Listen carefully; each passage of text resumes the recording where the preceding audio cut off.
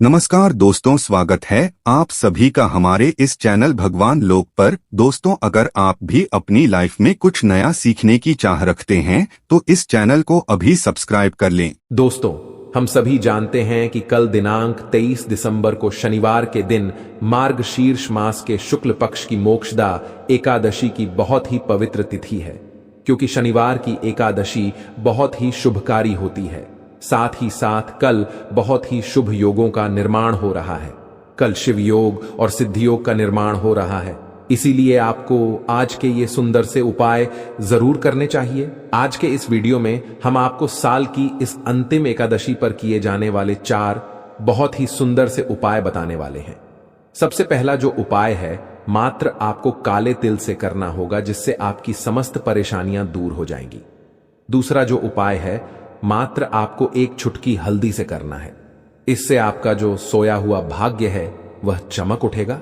तीसरा उपाय, मात्र आपको तुलसी की मिट्टी से करना होगा, जिससे आपके जीवन में जितने भी दुख और संकट है वह सभी दूर होंगे। और चौथा और अंतिम उपाय, आपको मात्र चौमुखी दीपक से करना है, जो आपके जीवन से सभी प्रकार के संकटों को समाप्त करने वाला है।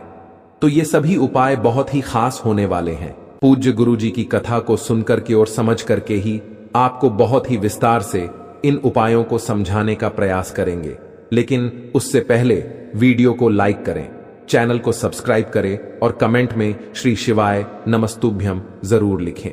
देखिए, सबसे पहला उपाय, इस उपाय के लिए आपको काले तिल लेने हैं। काले तिल के आपको 11 दाने लेना है। इसी के साथ में आपको एक स्टील का पात्र लेना है, जिसमें आपको 2 चम्मच कच्चा दूध मिलाना है और इसी पात्र में आपको शुद्ध जल मिलाना है। देखिए, इस उपाय को आपको बहुत ही ध्यान से समझना है, क्योंकि शनिवार की एकादशी पर पीपल के वृक्ष का बहुत अधिक महत्व होता है। पीपल के वृक्ष में भगवान विष्णु और माता लक्ष्मी का साक्षात निवास होता है। और एकादशी की जो तिथि है वह भी भगवान विष्णु को समर्पित होती है। और शनिवार के दिन पीपल के वृक्ष की पूजा करना सर्वोत्तम बताया गया है। सबसे पहले तो आपको इन दोनों ही सामग्रियों को पीपल के वृक्ष के वहां पर लेकर के पहुंचना है।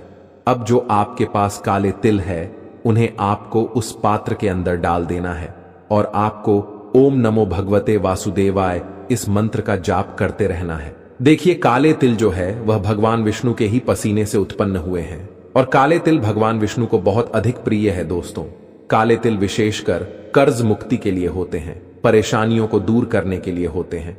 तो आपको काले तिल और कच्चे दूध से युक्त यह जो जल है पीपल के वृक्ष में अर्पित करना है। लेकिन जल अर्पित करने से पहले पीपल के वृक्ष की आपको 5 बार परिक्रमा करनी है। परिक्रमा करने के बाद आपको ये जो कच्चे दूध से युक्त जल है, इसे पीपल के वृक्ष में अर्पित कर देना है और ओम नमो भगवते वासुदेवाय इस मंत्र का 11 बार जाप करते हुए देखिए, आपको पूरा जल अर्पित नहीं करना है। सबसे महत्वपूर्ण और विशेष बात यही है, आपको आधा जल पीपल के वृक्ष के वहां पर समर्पित करना है और आधा जो जल है उसे आपको बचा लेना है। आधा जल अर्पित करने के बाद आपको पीपल के वृक्ष को दोनों हाथों से छूना है और आपको अपनी मनोकामना को बोल देना है। अब देखिए, आपके पास जो आधा लोटा जल बचा हुआ है उसे आपको भगवान शिव के मंदिर में लेकर के जाना है और इसे आपको धीरे धीरे श्री शिवाय नमस्तुभ्यम इस मंत्र का जाप करते हुए भगवान शिव के शिवलिंग पर अर्पित कर देना है। बस इतना सा उपाय आपको वहां पर करना है। आपकी जो भी इच्छा है उसे आपको भगवान शिव से बोल देनी है, यानी कि जो मनोकामना आपने पीपल के वृक्ष के वहां पर बोली थी, वही मनोकामना आपको शिवलिंग के सामने भी बोलनी है। तो इस प्रकार से आपको यह पहला उपाय कर लेना है।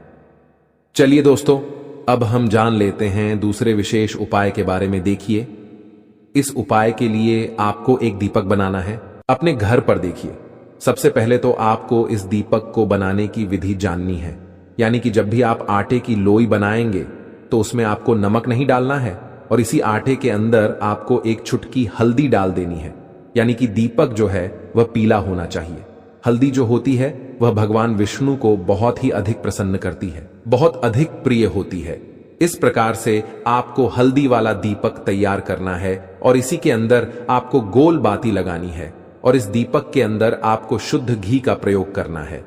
इसी के साथ में आपको एक चुटकी काले तिल भी लेने हैं और ये जो काले तिल है आपको उसी दीपक के अंदर डाल देने हैं। दीपक के अंदर जब भी आप काले तिल डालेंगे तो आपको ओम नमो भगवते वासुदेवाय इस मंत्र का जाप करना है। अब देखिए, इस दीपक को आपको अपने घर में जहां कहीं भी तुलसी का पौधा है वहां पर लेकर के पहुंचना है।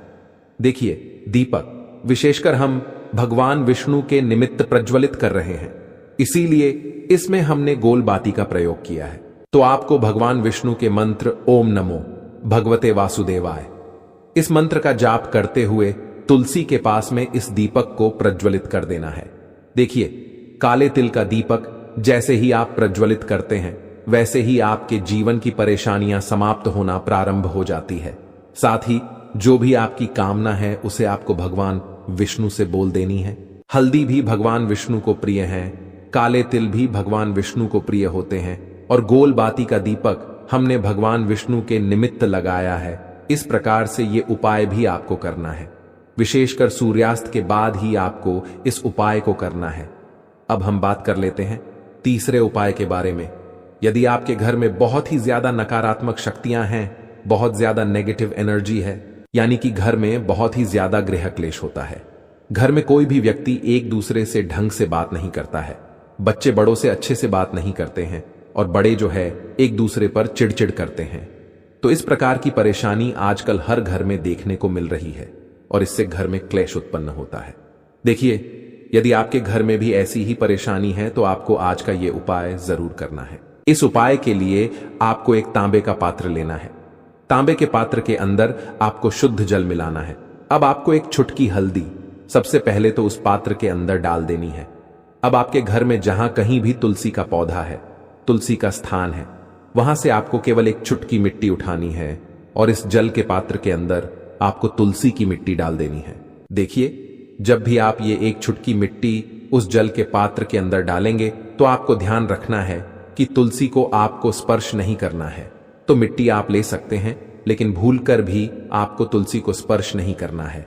अब देखिए, इस जल का छिड़काव आपको अपने पूरे घर में करना है। ओम नमो भगवते वासुदेवाय इस मंत्र का जाप करते हुए एकादशी की तिथि पर यदि हल्दी से युक्त जल और तुलसी की मिट्टी से युक्त जल का यदि हम अपने घर में छिड़काव करते हैं भगवान विष्णु का स्मरण करते हुए, तो आपके घर की ये सारी नकारात्मक ऊर्जा सभी समाप्त होती है। तो आपको इस जल का छिड़काव अपने पूरे घर में हर कमरे में कर देना है। घर की जितनी भी दीवारें हैं उन सभी पर आपको इस जल का छिड़काव कर देना है। केवल आपको वॉशरूम इत्यादि को छोड़ना है और बाकी सभी स्थानों पर आपको जल का छिड़काव कर देना है। अगर उस पात्र के अंदर जल बच जाता है तो उसे आपको अगले दिन किसी भी वृक्ष में समर्पित कर देना है। तो इस उपाय को आप एकादशी के दिन सुबह से लेकर के रात्रि तक किसी भी समय में कर सकते हैं। दोस्तों, अब हम जान लेते हैं चौथे विशेष और चमत्कारी उपाय के बारे में। देखिए, यदि आपकी कोई भी ऐसी समस्या है, कोई भी विषम परिस्थिति है कि आप उस समस्या से बाहर ही नहीं आ पा रहे हैं, आप चाहते हैं कि यह परेशानी मेरे जीवन से दूर हो जाए, आप चाहते हैं कि मेरे जीवन में ऐसी परेशानी बार बार ना आए, चाहे वह बीमारी से जुड़ी हुई परेशानी हो, चाहे धन से जुड़ी समस्या हो, चाहे संतान से जुड़ी हुई कोई समस्या हो, चाहे कोई भी व्यक्ति आपको परेशान कर रहा हो, तो विशेषकर यह उपाय आपको करना है। इस उपाय के लिए आपको एक दीपक लेना होगा। दीपक आप आटे का भी ले सकते हैं और मिट्टी का भी ले सकते हैं। आटे का दीपक बना रहे हैं तो बिना नमक का आटा मारकर उसका दीपक आपको तैयार करना है। दीपक के अंदर विशेषकर 4 बातियों का प्रयोग करना है और चारों जो बाती है वो लंबी होनी चाहिए। इस दीपक के अंदर आपको सरसों का तेल भरना होगा। आपको इस दीपक के अंदर घी का प्रयोग नहीं करना है, केवल सरसों का तेल ही आपको इस दीपक के अंदर भरना है। अब देखिए, जिस भी व्यक्ति के जीवन में कोई भी समस्या है तो उस समस्या को बोल करके इस दीपक को आपको ले जाना है महादेव के मंदिर में। देखिए, आपको ये जो दीपक हैं, शनिवार के दिन सुबह से लेकर के रात्रि तक जब भी आपकी इच्छा हो तब इस उपाय को आप कर सकते हैं। जब भीड़ कम हो मंदिर में तब भी आप इस उपाय को कर सकते हैं। तो आपको भगवान शिव के मंदिर में जाना है और मंदिर की जो चौखट होती है उसके बिल्कुल बीच में आपको इस दीपक को रखना है और दीपक की चारों बातियां आपको जला देनी है, प्रज्वलित कर देनी है। आप सोच रहे होंगे कि इस दीपक को हम बीचों बीच कैसे प्रज्वलित करेंगे, यह बुझ सकता है या फिर लोगों को परेशानी होगी। तो इसीलिए आपको बोल रहे हैं कि यह दीपक आपको जब भी मंदिर में भीड़ कम हो तब आपको प्रज्वलित करना है, और दीपक के अंदर आपको मात्र थोड़ा सा सरसों का तेल डालना है, जिससे कि दीपक बहुत ही कम समय में जल करके शांत हो जाए। तो क्रिया को अगर क्रिया के अनुसार करेंगे तो उसका फल आपको बहुत ही शीघ्रता से प्राप्त होगा।